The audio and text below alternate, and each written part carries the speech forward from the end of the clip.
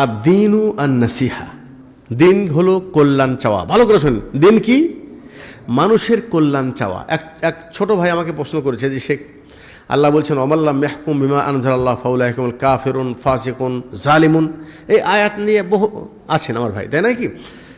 আমি তখন বললাম যে দেখেন, একজন ব্যক্তি মুসলমান কালেমা পড়েছে, তাই নয় কি? আর যিনি এখানে লয়ার, উনি যেই বিদ্যায় লেখাপড়া করেছেন, আসলে ইসলাম সম্পর্কে তার সঠিক ধারণা নেই, জ্ঞান নেই। যেটা শিখেছে, যেটা বুঝেছে, আমাদের দেশের যেটা লর যেটা ধারণা, সেই ধারণার আলোকে সে পড়েছে, ওটাই সে প্রয়োগ করছে। এখন কথা হলো, আমি যদি তাকে কাফের ঘোষণা দিই, তার রক্তকে হালাল মনে করে একটা বোম মারে উড়িয়ে দেই, অথবা তার বিরুদ্ধে যদি আমি সংগ্রাম চালাই, হরতাল মিছিল ডাকি, অথবা আমি তাদেরকে কাফের ঘোষণা দিই, এটার দ্বারা সে কি আমার কথা গ্রহণ করবে না আরও ক্ষিপ্ত হবে? ক্ষিপ্ত হবে। আর যদি আমার আক্রমণে সে মারা যায়, আমি জানি তার ভিতরে কুফরি আকীদা আছে, বলেন তো সে মারা যাওয়ার পর তার ঠিকানা কোথায় হবে? জাহান্নাম।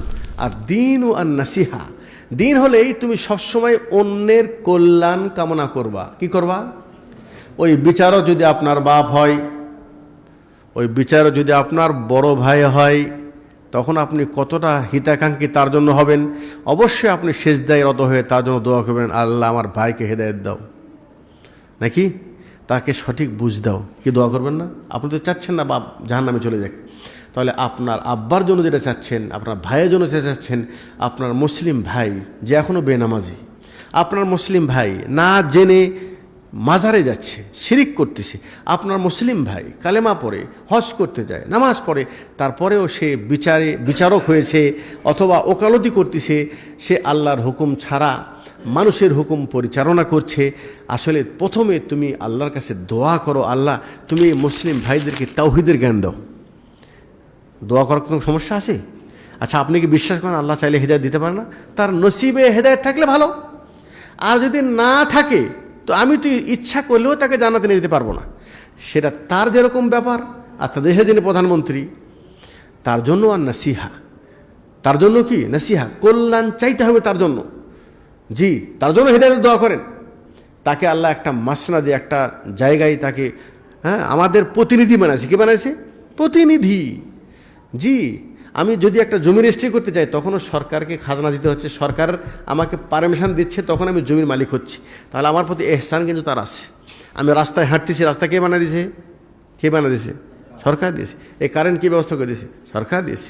হাল জাযাউল এহসান, আপনার প্রতি কেউ যদি এহসান করে, শুকরিয়া আদায় করেন। কে আদায় করেন? এগুলো একটা ইসলামের সাবজেক্ট। হ্যাঁ, কল্যাণ চাইবেন। কীভাবে কল্যাণ চাইবেন? আচ্ছা, তার কল্যাণ চাওয়া মানে কি তাকে মেরে ফেলে দেবেন? কল্যাণ চাওয়া হলো? তাকে বলে এই তুই হেঁটে যা, তুই যোগ্য না, কল্যাণ চাওয়া হলো না? কল্যাণ চাওয়া হলে তার জন্য এমন কিছু করেন যার দ্বারা সে উপকৃত হবে। কি হবে? উপকৃত হবে। তার জন্য দোয়া করেন। তাকে যদি কোনোদিন কাছে পান, খুব বিনয়ের সাথে, কিভাবে, যেমন নাকি আল্লাহ পাক মুসাকে বলছে ফেরাউনের জন্য। আল্লাহ কি জানে না ফেরাউন মুসার দাওয়াত কবুল করবে না? আল্লাহ জানে না? বলেন জানে না? তারপর কি বলছেন? ফাকুলা লাহু কওলাল লাইয়িনান লাআল্লাহু ইয়াতাযাক্কারু আও ইয়াখশা। দুই ভাই যাও, যে ফেরাউনের সাথে তোমার তাওহীদের দাওয়াত দাও, কিন্তু অত্যন্ত নরম এবং ভদ্র ভাষায়, লাইন নরম নম্র ভাষায়। আর আমরা শুধু গরম, মেম্বারে গরম, এরপরে দেখা যাচ্ছে জলসায় গরম, পাবলিককে শুধু চেতায় দিচ্ছি, আর এরপরে সরকারের বিরুদ্ধে পাবলিককে রাস্তায় নেমে দিচ্ছি। এটা হলো আবেগে ইসলাম। এটা কি? আবেগে ইসলাম। ইসলাম একটা গুরুত্বপূর্ণ সাবজেক্ট, এটা আপনাকে বুঝতে হবে, বুঝায় তারপরে নিজের বিবেককে পরিচালনা করতে হবে। যাই হোক, আমি কি কথা বলছিলাম, সেটা হলে দিন হলো কল্যাণ চাওয়া। দিন কি? কল্যাণ চাওয়া। একজন ব্যক্তি মাজারে সেজদা করতেছে, আপনি তাকে এই তুই কাফের, তুই মুশরিক, তুই জাহান্নামী, তুই আমার কাছ থেকে সরে যা, ওই ব্যক্তি আপনার কথা গ্রহণ করবে? সে আপনার থেকে কোনো উপকার হলো?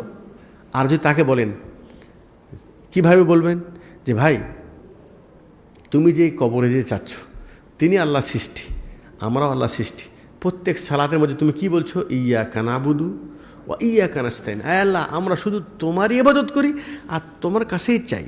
এটাই হলো তাওহীদ। আল্লাহ ছাড়া অন্য কারো কাছে চাওয়া শিরিক। আপনি দাওয়াতটা পৌঁছে দেন, যদি আল্লাহ তার হেদায়েত নসিবে থাকে, হেদায়েত পেতেও পারে। আর যদি হেদায়েত না থাকে, আমি বাড়ি, আমি আমার দায় মুক্ত হয়ে গেলাম। কথা বোঝেন নেই? তাকে যদি আমি সুন্দরভাবে একদিন না বারবার নসিহত করি, আপনারা প্রত্যেকে কিন্তু বেদাতের মধ্যে ছিলেন না? শিরকের মধ্যে ছিলেন ভাই, ছিলেন না? তাবিজ ছিল গলায়, মাজারে যেতেন, মান্নত করতেন, শবে বারাত মানাতেন, কত রকম কর্মকাণ্ড করতেন। আল্লাহ বুঝ দিয়েছে না? আল্লাহ আপনাকে বুঝ দিয়েছে, তাকেও দিতে হবে, দিতে পারে। আপনার ভাই হোক, আত্মীয় হোক, প্রতিবেশী হোক, যেই কেউ হোক না কেন, সবার ভিতরে আপনার অন্তরে ব্যথা থাকতে হবে। বেনামাজি তাকে জাহান্নামে পাঠাতেন না, তার হেদায়েতের জন্য দোয়া করেন এবং সুন্দর ভাষায় তাকে সালাতের জন্য আজীবন ডাকতে থাকেন।